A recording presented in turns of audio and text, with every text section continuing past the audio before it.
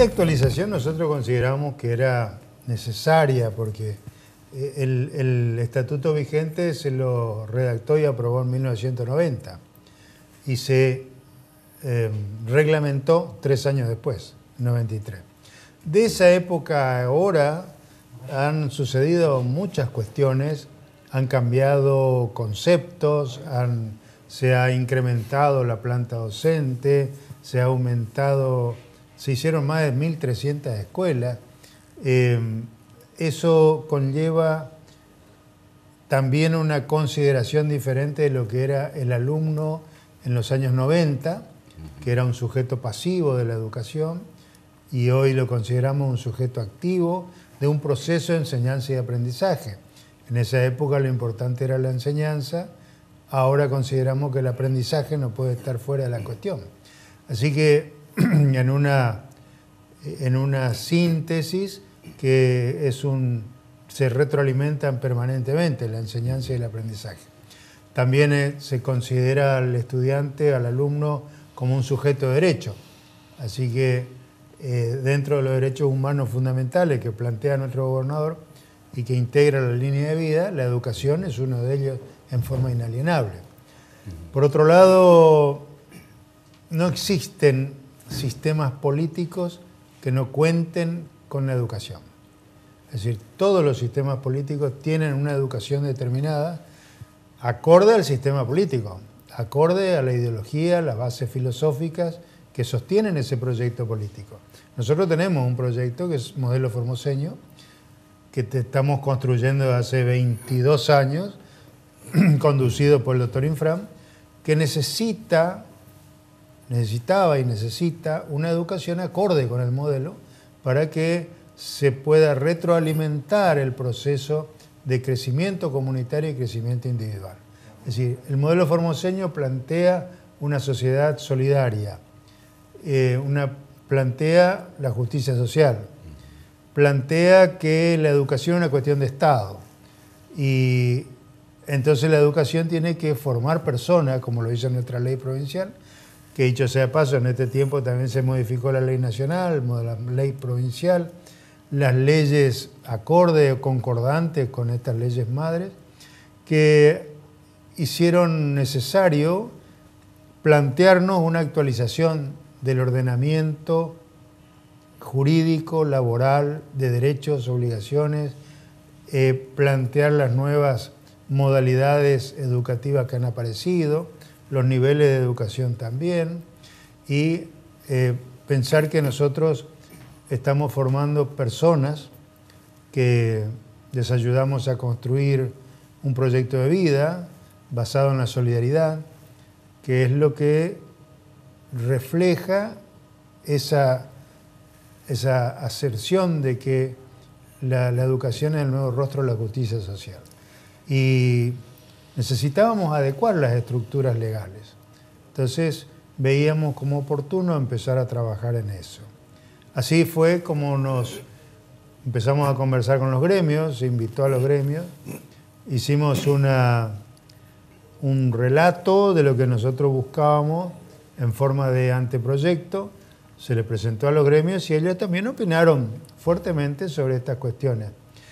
Y además, para que no haya intermediarios que malinterpreten la propuesta y malinformen a los docentes, ese anteproyecto lo colgamos, lo pusimos en la página oficial del gobierno, habilitando un correo electrónico por donde nos hemos comunicado con los docentes. Recibimos muchos correos electrónicos con aportes, con propuestas.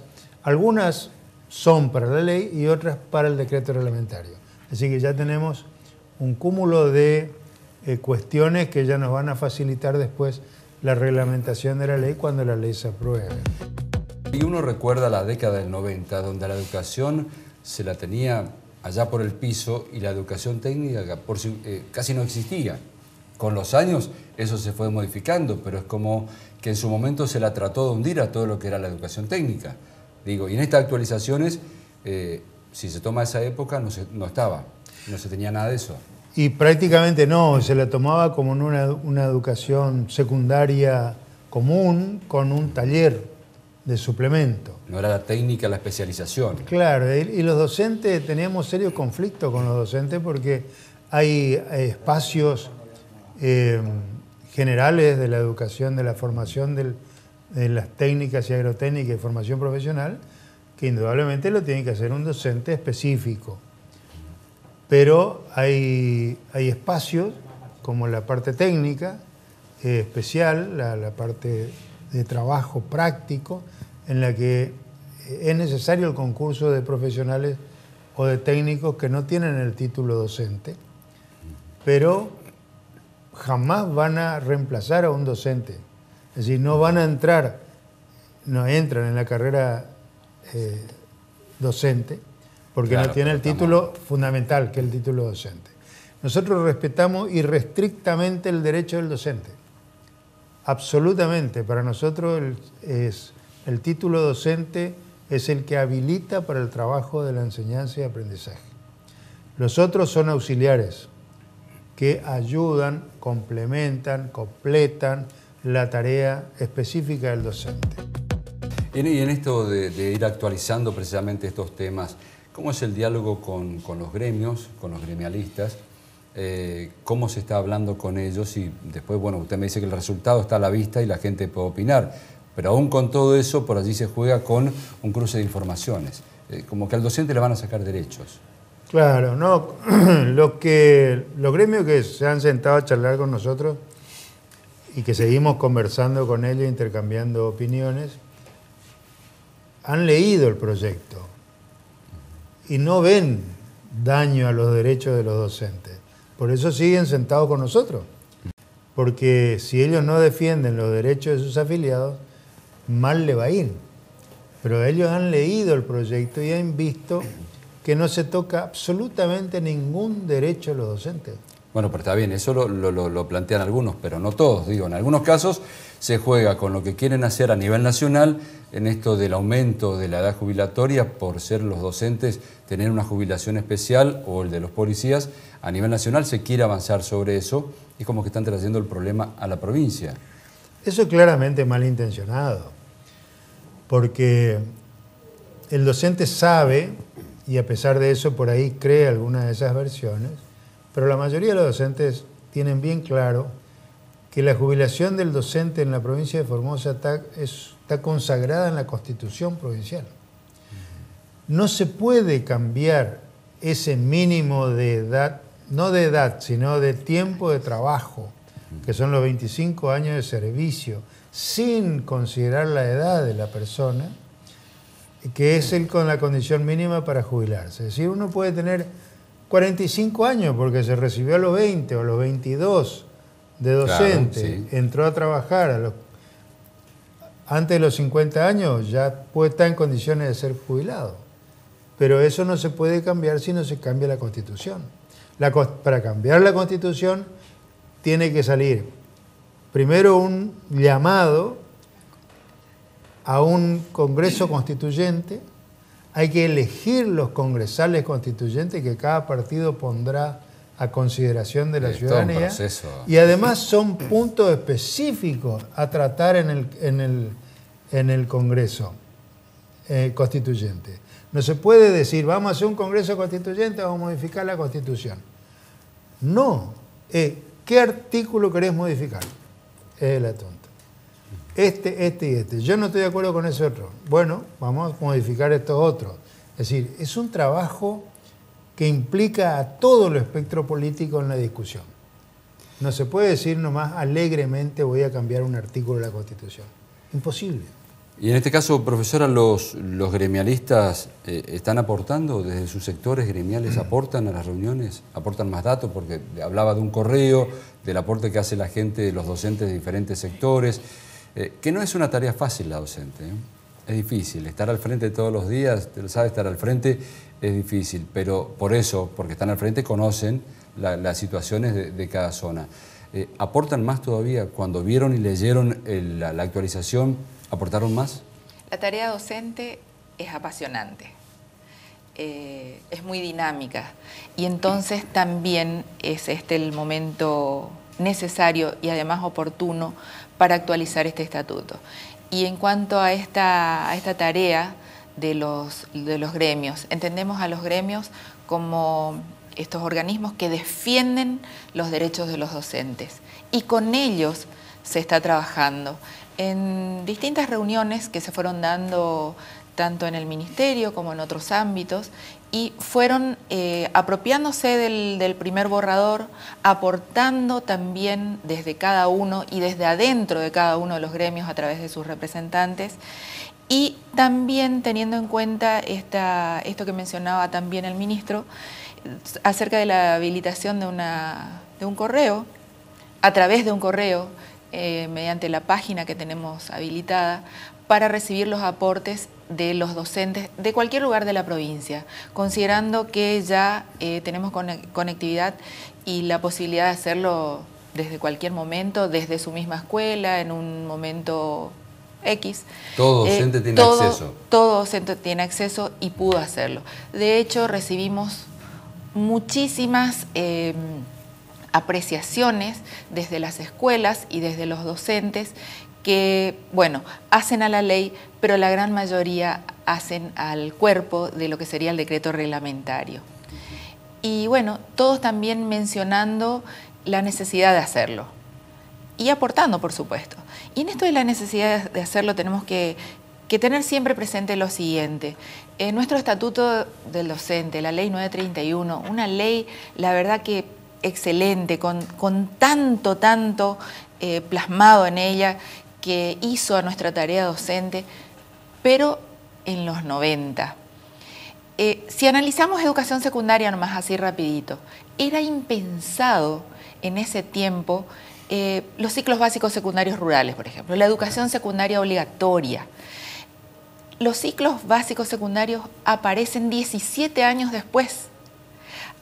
Bueno, así también vayamos a educación superior. Y bueno, era impensado tener hoy institutos de formación docente cada 30 kilómetros en la provincia de Formosa, con esa oportunidad para nuestros estudiantes. Entonces es ahí que tenemos profesores, tenemos docentes específicos para la mayoría de los espacios curriculares.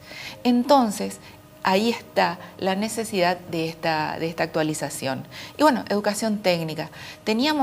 Fíjate, teníamos 2 escuelas agrotécnicas en la provincia de Formosa, 2 nada más, que todos querían llegar a la escuela agrotécnica, pero era casi imposible por las distancias, por esta cuestión de las rutas, la infraestructura, la posibilidad del interior. Hoy tenemos la oferta de educación técnica puesta a disposición en la provincia de Formosa. Y ahora, ¿cómo se va a hacer? ¿Qué fecha se maneja? ¿En qué proceso está esta actualización? ¿Qué fecha se maneja como para ir cerrando este trabajo? No, ahora no podemos hablar de fecha porque ya no depende de nosotros. Es decir, nosotros como ministerio hemos cumplido una serie de pasos que necesariamente se tienen que dar para que ahora el Poder Legislativo lo pueda analizar, lo pueda ver la oportunidad de cuándo se va a aprobar, cuándo se va a convertir en ley. ¿Y esta charla con los gremios cuóndo terminaría más o menos? No, la charla con los gremios eso continúa siempre permanente, sí. Hay un artículo en la ley vigente, la 931, que se repite también en este nuevo proyecto, que es que se conforma una mesa de trabajo de consulta, opinión, seguimiento, transformaciones, pero de consulta permanente con representantes del ministerio y representantes de los gremios que representan a los docentes. Y en función de eso se ha trabajado ahora, en ese marco hemos trabajado, y ese marco es permanente, continuo. Hace poco tiempo el Congreso Pedagógico. Digo, la cantidad de docentes que se inscribieron y que participaron, no solamente en lo que ha sido una presentación, sino en las diferentes charlas en los establecimientos educativos, no solamente en el cincuentenario, en varias escuelas más, es impresionante. Necesitamos un espacio para escucharlo a los docentes, un espacio para que los docentes se puedan expresar, puedan intercambiar ideas, experiencias, procesos didácticos, Es decir, todo en el marco de la formación permanente, del perfeccionamiento permanente de los docentes, que traían las cosas de su escuela a poner en consideración de los otros colegas. Esa escucha, esas opiniones, muchas de ellas fueron utilizadas para transformar o actualizar de ahí surge la necesidad de actualizar el estatuto, porque veíamos que ya dificultaba, el vigente dificultaba muchas acciones que el docente quería llevar adelante. Una aclaración, sí, porque no solamente dijeron que íbamos a transformar las condiciones para jubilación, que se iban a jubilar al 70. Ese es un proyecto de la nación, no es un proyecto provincial. Hay que confundir las jurisdicciones. Por ahí dijeron que íbamos a tocar los sueldos. No, los sueldos no se tocan. Los sueldos absolutamente, lo dijo el contador Antinori. El sueldo es un derecho también fundamental, el derecho al salario digno, que es más, se actualizan todos los años, y Formosa la actualizó en un 30% para este año, una cifra que la nación andaba por los 17. Sí, sí, muy amplia con respecto. Sí. Muy diferente. Pero porque a nosotros, como provincia, tenemos la posibilidad de hacerlo, sin engañar y sin endeudarnos, sin perjudicar a los otros integrantes de la comunidad formoseña.